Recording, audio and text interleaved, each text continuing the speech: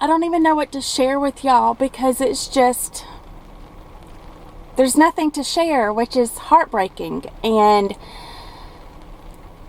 I mean, I don't even know the words to describe it. It just is what it is. And you can't do anything about it. Like, there's nothing that we can do.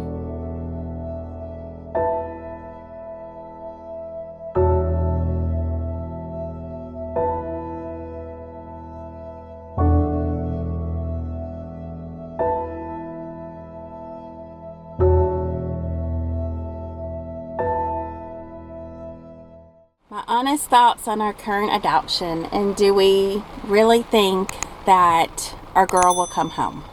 We're going to talk about that today. It's a vlog I've been putting off because it's not the funnest vlog to make, but I thought that I would just take a few minutes on this very rainy day to share with you what's going on with our adoption process. I was going to sit outside in the beautiful weather and film this vlog, but it started pouring rain. Izzy is at therapy. I just need to get this vlog done now. I've got a house full of kids at home, so we're just going to do this in the van. I know it's not the prettiest background, but it's okay. If you're new here, we are an adoptive family. We have adopted a little girl from the Philippines, Michaela. She's been home 5.5 years, I think. And then we adopted our little Isabel. She is from China, and she has been home almost 4 years. Oh, that's why it's hot. My seat warmer's on. Definitely don't need that in Louisiana in the middle of summer. Sorry. Isabel's been home almost 4 years. She's from China. And then we are in the process of adopting a little girl from China as well. We will be naming her Lily Grace. We started the adoption process for her right smack dab in the middle of the pandemic in May of 2020. China has halted adoptions. They have been 100% cricket silence, like nothing from them. Nothing from them. They essentially want to have 0 COVID cases in China before they resume international travel, before they resume adoptions, just even that country to get back to a somewhat normal functioning country, because they are not right now. So over 400 orphans there in China have families here in America waiting for them. They have either completed the adoption process, or like us, they are, 80% through the adoption process and just stuck. So there really isn't a whole lot to share on when do we think we're going to bring our little girl home, which is very disturbing, as you can imagine. So Rainey asked me a good question when we were talking about this vlog last night, and she was like, how are you emotionally getting through this process? We're going on over 2 years of waiting for her. She just celebrated another birthday. She just turned 5 years old yesterday. How do you get through it? So I thought that was a really good question. And while I think that what I'm going to share with you isn't rocket science, and it isn't anything like mind-blowing, but it's just taking you through the journey of our family as we're waiting to bring our little girl home, with so many unknowns in front of us, and we have no clue when she'll come home. I really don't think it'll be this year. Fingers crossed it will be next year, but I don't know. So here's the one thing that I always come back to, and at the end of the day, this is really what it boils down to, is, and we've learned this since we've already adopted twice, and we've walked this journey twice. With our first adoption, Michaela from the Philippines, the process did take almost a year from the time that we saw her face to the time we could travel, which is a really long time. The timelines are like all over the place with the Philippines. They're slower in processing things and all of that. Well, Stain and I, again, our first adoption process, we know nothing. We're trying to control everything. I think we had the mindset of like, okay, God, we've said yes to the calling you've put on our family, and we just felt like God was just going to move things along, and like we were going to bring our girl home way faster than anyone else would, because we've got God on our side. To put it honest, I mean that honestly, I was like, it's going to move fast. We're not going to be like all the other families. It's going to move fast because we're doing the Lord's work. And that isn't saying that in a prideful way. It's just, why wouldn't he bring our daughter home quick? I guess that's what it boils down to, is why wouldn't he? So Stan and I drove ourselves crazy through that adoption process. Stomach stayed in knots, just waiting for emails, not knowing when they were going to email us back and move us to the next step, and getting updates on her and seeing her face, and like all of these things. We drove ourselves crazy. Had a hiccup at the tail end, the last step of the whole process. Had a hiccup that delayed us another like month and a half. And we were just like beside ourselves and just so confused as to why does it take so long to bring these kids home, you know? And we finally got to travel to bring Michaela home. And in hindsight, we look back and we see how God was working in so many ways that we couldn't see there in the moment. And that while we unselfishly wanted to get her home and give her her family and just start this whole new journey of her being with her forever family, while that is inherently a good thing, we couldn't understand God's timing and his bigger picture. But looking back, I'm like, oh, okay. I see why this, that, and that happened. And I see why flights got delayed and like luggage got lost. Like, I mean, all of these things, you just look back and you're like, his timing was perfect, and his timing is perfect. And while we can't see it in the midst, he's got this, okay? So at the end of the day, that is honestly what gets us through this excruciating long wait, is knowing that I cannot see God working, but that doesn't mean he isn't working. I know that he is working all things for the good of those who love him and obey him and follow him. I know the scripture tells me that. And I honestly just have to rely on that he never left us through our previous 2 adoption journeys. He was faithful. He guided us. He's doing that now, even though we can't see how on earth are these huge mountains going to be moved so that she can come home, and so that all of these orphans can come home that are just essentially stuck. So at the end of the day, that's honestly what it boils down to. Is I've seen him at work, and I trust in his timing. That doesn't mean I don't have bad moments and bad days where I'm really irritated with how he's working, but it is not for me to question his sovereignty in this situation, right? So definitely fall back on that. Another thing that is very helpful, and again, this is just very like basic, but worship music. I feel like when you are stuck in stress and worry and consumed with life's struggles and things not going the way that you wish they would go, I find that worship is an amazing way to really just kind of take your eyes off of what you've got going on and put it back on focusing on his greatness and his goodness, and that he is faithful. So worship music is key. I love the song The God Who Moves Mountains by Corey Voss, I think is his name. I love the song Something Has to Break by Red Rock Worship. I love the song Endless Praise by Charity Gale.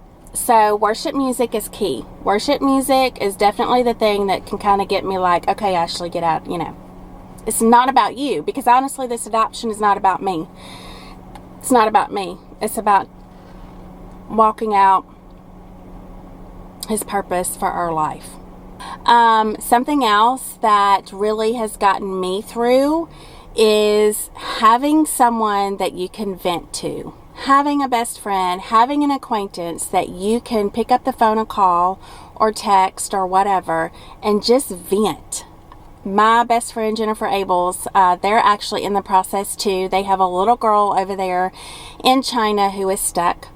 So her and I vent, we gripe, we talk, we say unnice things that maybe the Lord's not so proud of us of.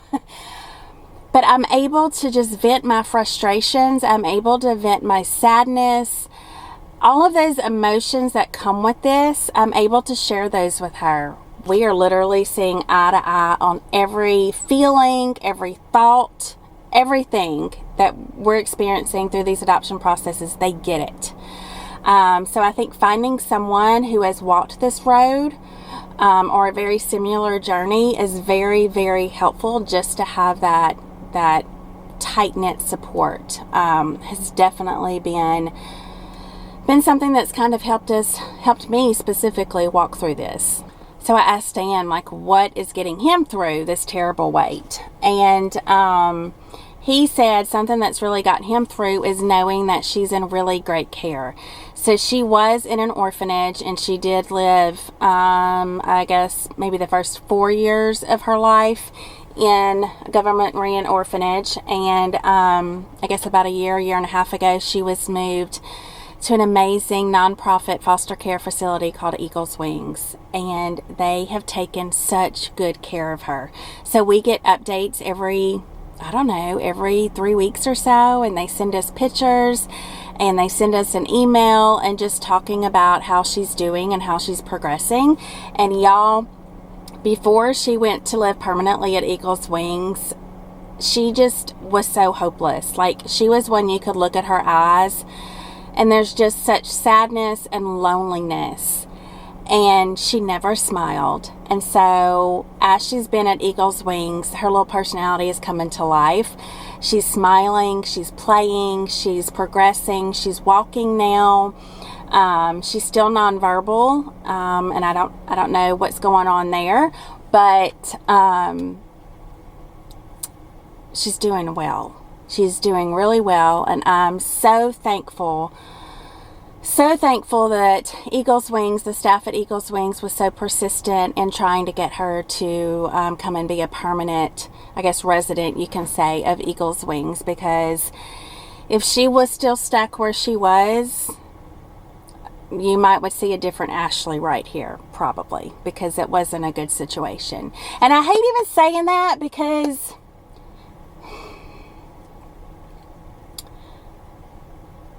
even though our girl is taken care of now, there's so many that are not taken care of. And there's so many that are left behind, were left behind, and will never have a family.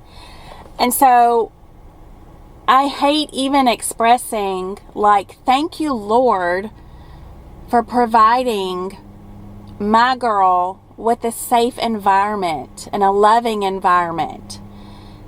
Because on the flip side of that coin, on the other side of that coin, there's so many orphans who are not being taken care of like our girl is.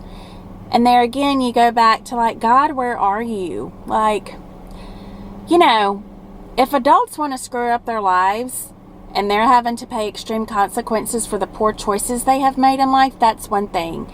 But these kids who didn't ask for any of this, it's a very hard pill to swallow. And it's very hard to be like, God, where are you? It's very hard to see God at work, because so many are suffering and so many will suffer. And it's just, I can't wrap my brain around it. But I think part of how I emotionally cope with this is coming to grips that I don't have all the answers, and I need to quit trying to figure it out. But because I can't possibly understand God's perfect way.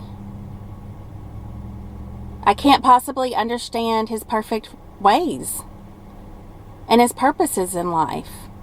I can't wrap my brain around the Almighty and understand what He's doing. So to lay down that burden of, like, Ashley, you're not going to have the answers. Quit trying to figure it all out. Just be. Just trust. Just be, and quit trying to figure it all out. Now, that's easier from my personality, That's much harder for Stan's personality, but I definitely will say that he's probably learning that lesson of just like, you will dig yourself in a deep hole trying to figure out the ways of God. I don't know if that makes sense. I hope that makes sense. So I didn't plan on sharing this, but on the way over here, I got to thinking, like, I shared this on Facebook, and there was a lot of feedback from it. So I thought, well, sure, someone on here could use to hear this. But I'm reading the book Crazy Love by Francis Tran, and if you haven't ever read any of his books, you need to go read them now. They're amazing. I just rent them from our library. But this that he wrote on stress and worry, I thought was so stinking good. And so I'm just going to read it very quickly to you. This is from a Facebook post I shared a couple weeks ago. It's not long, so hang with me, okay? Worry implies that we don't quite trust that God is big enough, powerful enough, or loving enough to take care of what's happening in our lives. Stress says that the things we are involved in are important enough to merit our impatience, our lack of grace toward others, or our tight grip of control. Basically, these two behaviors communicate that it's okay to sin and not trust God because the stuff in my life is somehow exceptional. Both worry and stress reek of arrogance. Both worry and stress reek of arrogance. They declare our tendency to forget that we've been forgiven, that our lives here are brief, that we are headed to a place where we won't be lonely, afraid, or hurt ever again. And that in the context of God's strength, our problems are small indeed. And so I just thought, like, the Bible commands us to rejoice in Him always. And you can't rejoice in Him always when we are stressed and worried, and when we feel like God doesn't have our best interest at heart. And when I say our best interest at heart, I have a really hard time speaking sometimes on this, like, God, move this mountain in my life, praying for these certain things that we want, because a lot of them are self-serving and they're not of God. And so I personally am very cautious in speaking those things and praying those things, because truly what I want is Him to move the mountains that He needs to move so that His glory is seen and so that His purpose is fulfilled. I don't want Him to move mountains that are self-serving to me. That's not always easier said than done, but that's my heart. And so, when you sit here and think about when you carry the weight of the stress and the worry about how God's going to provide for this, or is He going to move that mountain? Essentially, what you are speaking is He is not big enough to do it. He doesn't care enough. He's not loving enough. That's essentially what you're carrying. And I don't want to carry that, because I know my God is big enough to move the mountains. I know He is. And I know that His love for our little girl surpasses anything that any love that I could conjure up. I have to know and understand that He loves our little girl far more than we ever could. That He created her for a purpose. And none of this is a surprise to Him. And so I truly, as simple as it sounds, I can only choose, like for me, my only option is to choose to trust Him and to keep my faith in Him. Some days is easier than others, but honestly, at the end of the day, no matter what my coping mechanisms are, no matter like what things X, Y, and Z get me through the day or get me through the journey or whatever it may be, at the end of the day, it always falls back to His perfect sovereign plan that my mind will never grasp, but I have to trust that He will see us through, and He will. So that's where we're at.